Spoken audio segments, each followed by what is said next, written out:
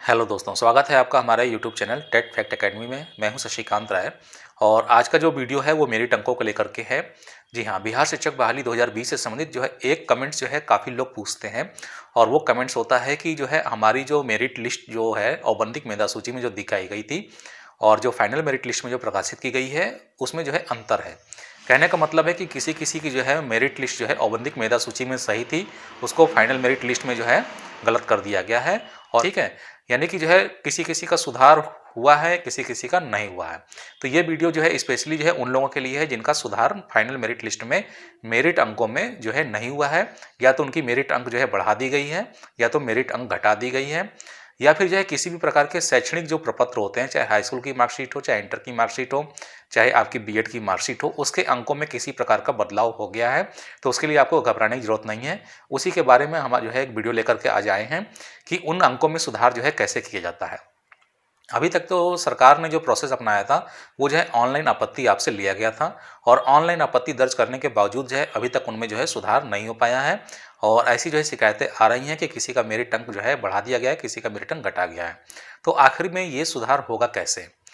तो इस सुधार को जो है करने के लिए बहुत आसान तरीका होता है और ये जो तरीका होता है, जब आप कैंप काउंसलिंग के जो है रजिस्ट्रेशन कराते हैं उस समय ये सुधार की जो है प्रक्रिया अपनाई जाती है। जी हाँ, उस समय जो है यानी कि आप जब कैंप काउंसलिंग के जो रजिस्ट्रेशन कराएंगे उसी समय जो है आपके मेरिट अंकों में सुधार किया जाता है। कैसे किया जाता है ये जानने के लिए इस वीडियो को पूरा देखिएगा, वीडियो को स्किप मत करिएगा क्योंकि बहुत ही इंपॉर्टेंट इन्फॉर्मेशन है। और जो भी अभ्यर्थी हमारे चैनल पर नए हैं हमारे चैनल को जो है सब्सक्राइब कर लीजिएगा, ठीक है। और वीडियो पसंद आता है तो लाइक कर दीजिएगा, शेयर कर दीजिएगा। यहाँ पे जो है मेरिट अंकों में सुधार कराने से पहले आपको कुछ चीज़ें जो है अपने साथ रखनी होंगी, यानी कि कुछ डॉक्यूमेंट्स की जरूरत आपको पड़ती है कैंप काउंसलिंग के समय, जिससे आप मेरिट में सुधार करा सकते हैं।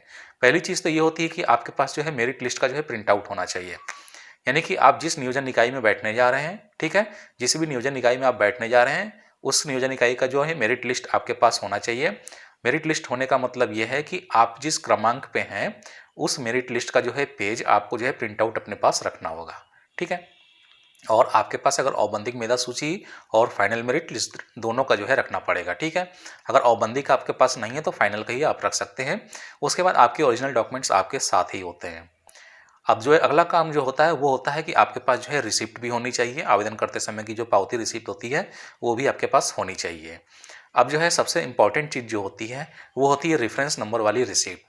जी हाँ, जब आप ऑनलाइन आपत्ति किए थे तो ऑनलाइन आपत्ति के समय आपको जो है एक रसीद मिलती है ऑनलाइन, ठीक है। अगर आप उसको जो है प्रिंट आउट करना नहीं जानते हैं तो उसके लिए हम एक वीडियो बना देंगे। तो जब आप ऑनलाइन आपत्ति किए थे तो उस समय की जो रिसीट जो है आपको जो मिला था या रेफरेंस नंबर मिला था वो भी आपके पास होना चाहिए, ठीक है। ये सारे डॉक्यूमेंट्स लेकर के जब आप कैंप काउंसलिंग में रजिस्ट्रेशन कराने पहुंचते हैं तो वहाँ पे जो रजिस्ट्रेशन करने वाला जो नियोजन इकाई का जो कर्मचारी होता है उसके पास एक रजिस्टर होता है जिसको हम लोग जो है रजिस्ट्रेशन रजिस्टर कहते हैं। तो उस रजिस्ट्रेशन रजिस्टर में क्या होता है कि जब वो आपका जो है नाम लिखेगा, आपके पिता का नाम लिखेगा, जन्म तिथि लिखेगा, ठीक है, उसके बाद आपकी कैटेगरी लिखता है और उसके बाद दोबारा से वो क्या करता है सारे मेरिट अंकों को जो है लिखता है। यानी कि सेम वही प्रोसेस अपनाया जाता है जैसा कि जो है आवेदन को जमा करते समय अपनाया गया था। जब आप आवेदन जमा करने गए होंगे तब पर भी आपके साथ यही पूरी प्रोसेस की गई होगी। आपका जो है नाम लिखा गया होगा, पिता का नाम लिखा गया होगा, जन्म तिथि लिखी गई होगी, आपकी जो है कैटेगरी लिखी गई होगी और इसके साथ ही आपके जो मेरिट अंक है वो लिखे जाते हैं और लास्ट में आपकी जो है मेधा अंक जो है लिखी जाती है। तो यही प्रोसेस जो है आपको जो है काउंसलिंग रजिस्ट्रेशन के समय भी अपनाया जाता है। तो इस प्रकार आपके जो रजिस्ट्रेशन जो आप कराते हैं उस समय आप जो है उस रजिस्टर में अपने सही मेरिट अंकों को जो है दर्शा सकते हैं। यहाँ पर जो गड़बड़ी हुई थी उसको वहाँ पे आप सुधार करा सकते हैं और ध्यान रखिएगा 0.3 अंकों तक आपको जो है बताना होता है।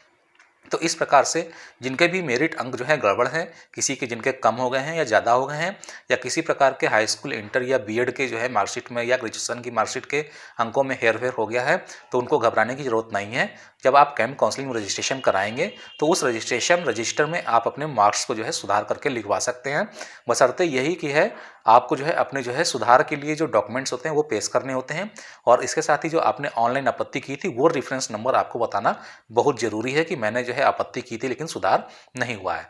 तभी आपके जो है डॉक्यूमेंट्स के जो नंबर हैं, जो मेरिट अंक हैं, उनको सुधारा जाएगा। तो ये जो है पूरा प्रोसेस था, इसलिए आपको घबराने की बिल्कुल भी ज़रूरत नहीं है कि आपके मेरिट अंक को जो है घटा दिया गया या बढ़ा दिया गया तो उससे कोई दिक्कत होने वाली नहीं है। आपके काउंसलिंग के समय इन मेरिट अंकों को आसानी से जो है आप नियोजन इकाई के कर्मचारी द्वारा रजिस्ट्रेशन के समय सुधार सकते हैं और उसी के हिसाब से आपकी मेरिट अंक बनेगी और उसी मेरिट अंक के आधार पर आपका जो है चयन होगा। तो जो सही होगा वही काम होगा, कोई गलत काम आपके साथ नहीं किया जाएगा। बिल्कुल आप इसके मामले में निश्चिंत रहिए।